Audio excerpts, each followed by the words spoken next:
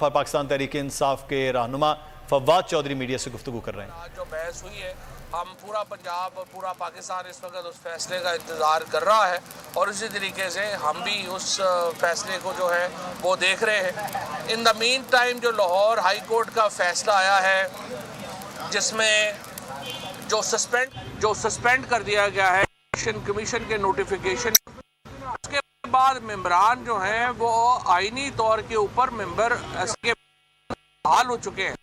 Speaker की तरफ से जो की कबूल करना है, हैसियत जो है वो सिर्फ एक रिकमेंडेशन की है। जब तक इलेक्शन कमीशन का नोटिफिकेशन सस्पेंड है, इलेक्शन कमीशन का नोटिफिकेशन मुअत्तल है, वो मेंबरान असम्बली के मेंबर्स हैं।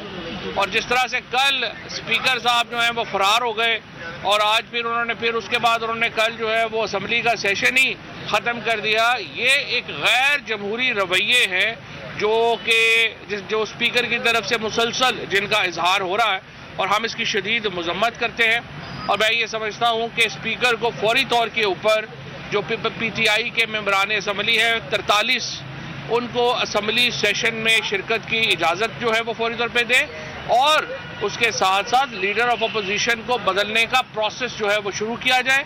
और तहरीक-ए-इंसाफ चूँकि अब सबसे बड़ी सियासी जमात है असम्बली के अंदर, लीडर ऑफ दी अपोजिशन और उसके बाद जो हमारी पब्लिक अकाउंट्स कमेटी है उसका चेयरमैन जो है वो तहरीक-ए-इंसाफ के इन 43 मेंबरान में से कोई मेंबर जो है उसका लगना उसका हक है।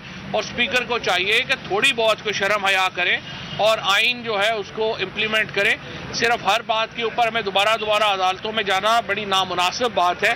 पार्लियामेंट में एक वाज़ेह चीज़ है, आप उसके ऊपर भी अमल करने को तैयार नहीं है। इसके साथ एक बड़ा अहम मैं समझता हूँ कि जो वाक़या हुआ है वो ये हुआ है कि हमारे बड़े सीनियर जर्नलिस्ट हैं जावेद चौधरी साहब ने एक कॉलम लिखा है जिसमें उन्होंने जनरल बाजवा साहब के हवाले से, जो हमारे साबिक आर्मी चीफ हैं, उनके हवाले से 3-4 बड़ी अहम बातें जो हैं वो लिखी। अब चूँकि जावेद चौधरी साहब पहले भी जनरल बाजवा साहब से मिलते रहे हैं और उन्होंने उनके हवाले से गुफ्तगू की है, लेकिन अब इस कॉलम में जो जनरल बाजवा साहब ने 4 कन्फेशंस की हैं, 4 जो एतराफ़ात किए हैं, उनकी बड़ी अहमियत है। पहला एतराफ़ इस कॉलम में जो जनरल बाजवा साहब ने कहा है वो ये है कि हुकूमत की तब्दीली में उन्होंने जनरल बाजवा साहब ने अहम किरदार अदा किया। यही बात PTI पहले कह रही थी। दूसरा, उन्होंने कहा कि हुकूमत की तब्दीली बाहर की कुव्वतों को खुश करने के लिए की गई। वो इस ज़मन में कि उन्होंने कहा कि बड़े मुल्क जो हैं वो नाराज़ हो गए थे और अगर हम ना बदलते तो पाकिस्तान का नुकसान हो जाता। देखिए, ये एक बड़ी बुनियादी बात है। अगर हम पाकिस्तान की सॉवरेनिटी, मैं इसमें जाते ही नहीं है कि कोई बाहर की कुव्वत हमसे नाराज़ थी या खुश थी। जो आजकल खुश हैं वो आप देख ही रहे हैं जो आजकल इनके हालात हैं। यानी UAE के सदर जो हैं उनके लिए छुट्टी दे दी गई इस्लामाबाद में, वो रहीम यार खान से इस्लामाबाद नहीं आए।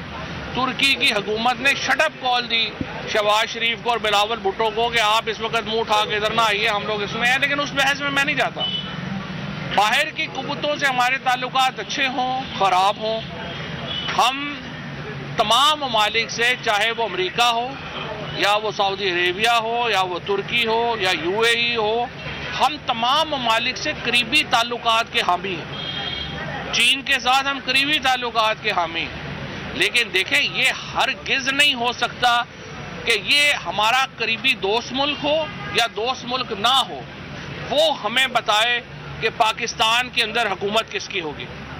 पाकिस्तान के अंदर हुकूमत का फैसला पाकिस्तान के लोगों ने करना है। और ये जो कन्फेशन है, ये जो एतराफ़ है फॉर्मर आर्मी चीफ का, जनरल बाजवा साहब का, ये बहुत ही मैं समझता हूँ कि एक डिवेस्टेटिंग है। बहुत ही ज़्यादा ये पाकिस्तान की सॉवरेनिटी के ख़िलाफ़ है। और ये कहना कि चूँकि बाहर की कुव्वतें खुश नहीं थी इसलिए हमने इमरान खान को तब्दील कर दिया, ये बात नाकाबिले कबूल है। और ये मैं समझता हूँ कि इसके ऊपर गौर करने की ज़रूरत है कि कैसे ये मामला जो है उसको हम आगे लेके जाएंगे या क्या करेंगे।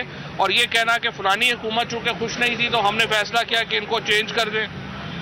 फिर तीसरी इम्पॉर्टेंट बात जिसमें जो जावेद चौधरी साहब ने लिखी है जनरल बाजवा साहब के हवाले से, वो ये लिखी है कि जो इनके मुकदमे हैं नवाज शरीफ के डील ये हो रही है कि नवाज शरीफ के मुकदमे जो हैं वो ख़त्म हो जाए और नैब जो है उससे कहा जा रहा है कि वो शौकत तरीन साहब का मुकदमा जो है वो भी आर्मी चीफ ने ख़त्म करवाया। अब यही बात इमरान खान पहले कह रहे थे कि आप नैब को और कोर्ट्स को इन्फ्लुएंस हो रहा था और वो फैसले हो रहे थे कि किसने क्या करना है। ये जो एतराफ़ जुर्म है, ये जो एतराफ़ है, ये भी बहुत अहमियत का हामिल है और ये मानना कि इसके बाद जो नवाज शरीफ के मुकदमे हैं और उसके साथ साथ जो शौकत तरीन साहब का नैब में मुकदमा है, अगर वो बकौल जावेद चौधरी साहब के जनरल बाजवा साहब ने कहा कि उन्होंने ख़त्म करवाया, ये बहुत एक संगीन मैं समझता हूँ इंटरवेंशन है पाकिस्तान के जुडिशल सिस्टम में और एक बहुत बड़ा एतराफ़ है और इसके नतीजे में भी हमारे यहाँ जो बहरान है उसका इजहार होता है।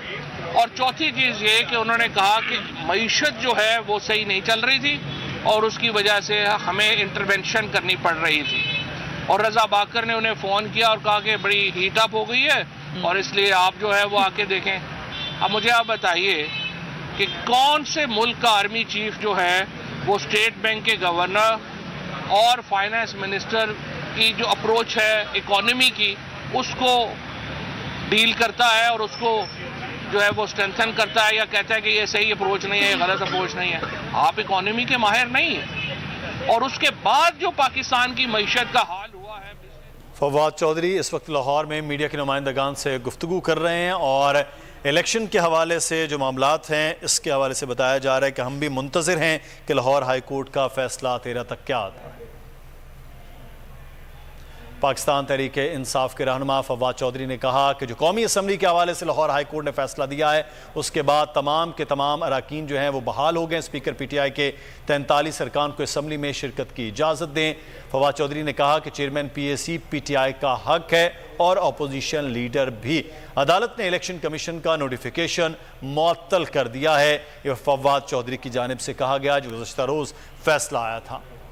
जनरल बाजवा साहब के तरफ से जावेद चौधरी साहब के कॉलम में मैं ये समझता हूँ इसने मौजूदा हुकूमत की जो लेजिटिमेसी है, पहले ही हम तो पहले दिन से कह रहे थे कि ये हुकूमत जो है वो लेजिटिमेट नहीं है।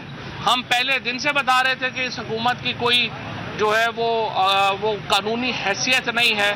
लेकिन अब साबिक आर्मी चीफ की तरफ से जो ये बातें सामने आई हैं, इससे इस हुकूमत की जो रही सही कसर थी वो भी ख़त्म हो गई है। इसकी लेजिटिमेसी बिल्कुल जो है वो तबाह बर्बाद हो गई है, ख़त्म हो गई है। और इसीलिए हम ये समझते हैं पाकिस्तान के बहरान का हल जो है वो सिर्फ और सिर्फ नए इंतखाबात में है और जितनी जल्दी हम नए इंतखाबात में जाएं उतनी जल्दी हम पाकिस्तान को बहरान से निकाल पाएंगे। शुक्रिया। सर ये बताइएगा कि कल कैप्टन सफदर ने एक बयान दिया है कि वोट को इज्जत दो का जो बयानी है मुस्लिम लीग नून ने खुद जो है दफन कर दी है और मुस्लिम लीग नून के खुद लोगों ने ही जो है मुस्लिम लीग नून को जो है तबाह कर दी है। तो इस हवाले से आप क्या कहेंगे? तो देखिए ये बात तो ज़ाहिर है नून लीग की अपनी है, लेकिन नून लीग के अंदर अब काफ़ी आवाज़ें उठना शुरू हो गई हैं। मैं समझता हूँ जो शाहिद खाकान अवासी ने, मिफ्ता इस्माइल ने और अब आके कैप्टन सफदर साहब ने जो बातें कही हैं इनमें वज़न है और हमें सियासी जमातें जो हैं उनको भी सोचना चाहिए कि वो किस तरीके से जो है वो आगे पाकिस्तान के अंदर रूल ऑफ लॉ उस पर बात करेंगी। और स्पेशली ये जो आर्मी चीफ के जो अब इंकशाफात हैं उसके बाद तो बिल्कुल ही मामला जो है वो आपके सामने। चौधरी साहब, शाहिद खाकान अब्बासी साहब ने कहा है कि जस्टिस जावेद इकबाल नैब के चेयरमैन ने हमारे गिरबान पर हाथ डाला था, अब हम भी उनके गिरबान पे हाथ डालेंगे। आप कैसे देखते हैं उसके बयान को? देखिए मेरे ख्याल में जावेद इकबाल साहब हो या शाहिद खाकान अब्बासी साहब हो, हमें तलखियाँ कम करने की ज़रूरत है। तलखियाँ कम करते हैं, पहले ये तो देखें जिसके ऊपर इतनी बड़ी आप कन्फेशंस आ गई हैं इसके ऊपर देखते हैं आप क्या आगे बात चलती है। थैंक यू साहब, ये बता दें कि अपोजिशन क्योंकि एक अहम मुद्दा है जिसके लिए आप वो इंशाल्लाह जल्दी करें। किसके नाम पाकिस्तान तहरीक इंसाफ के रहनुमा फवाद चौधरी मीडिया के नुमाइंदगान से गुफ्तगू कर रहे थे और गुज़श्ता रोज़ होने वाले लाहौर हाई कोर्ट के फैसले से मुताल्लिक उन्होंने कहा और साथ ही साथ कहा कि नए इंतखाबात तमाम बहरानों का हल है।